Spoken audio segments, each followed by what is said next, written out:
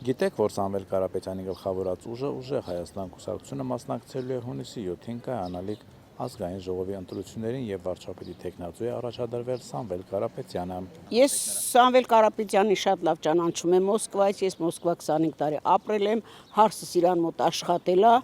ես իրան որպես մարդ, իհարկե տենց չեմ նստել զրուցել, բայց որ իմ հարս 3 տարի իրան մոտ աշխատել է, շատ գոհ է եղել, որպես բան, որ ինքը պիցայա շատ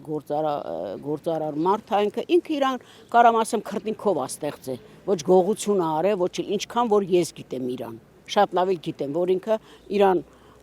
աշխատանքով է բարձրացել։ Դե հիմա էլ Փաշինյանն ասում է պիտի լրիվ զրոյացնեմ, իրան դարձնեմ բոմժ։ Ինչի համար։ Ուրեմն որ ինքը իրան քրտինքով առաջ է գնացել, հարստացել է, հիմա դու ինչի համար ես բոմժ դարձնում են մարդին։ Եթե ժողովուրդը կանգնան մի մարդու նման ասին, թեկուզ Սամվել Կարապետյանին չընտրեն, ձեզ ընտրեն։ Ինչ անելու Փաշինյանը, սպանելու է մեզի։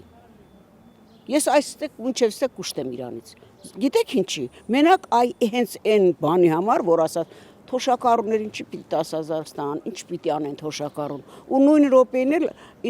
12 միլիոն էս պիտի ստանա, 9 միլիոն էս պիտի ստանա, 7 միլիոն էդ պիտի ստանա։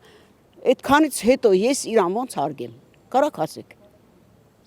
Այսքան էլ չեմ հարգում։ Ես մոտիկից չեմ ճարում, բայց ինքը բավական իսկ ասելով, միջև վերջերս խիչ է ստուգել սենց արել, ինչ որ սենց չարաշահումներ արել, բայց մարդը մեծ դրումներ արել։ Ոնց չհավատար, որ միլիարդեր է տեղադրել էլեկտրական էներգիան, բաները տաշիրի կամ ինչ-որ բավական բիզնես։ Վերջերս էլ 3 տվեցին, որ այդ բանտարկած մի խոսքով տնային կալանք տված է, բայց $900 միլիոն արդեն նրա բանի եկավ, էկոնոմը։ Սամվել Կարապետյանը շատ բան արել, հələ որ Ղարաբաղի համար,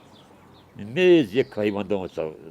սարքել, զաղ իրա ուժերով, ամեն ինչ մեջ կար, ամեն ինչ, ամեն ձևի բան մեջ կար, սարքավորումներ, ինքն շատ լավ հակեցված ամեն ձևի։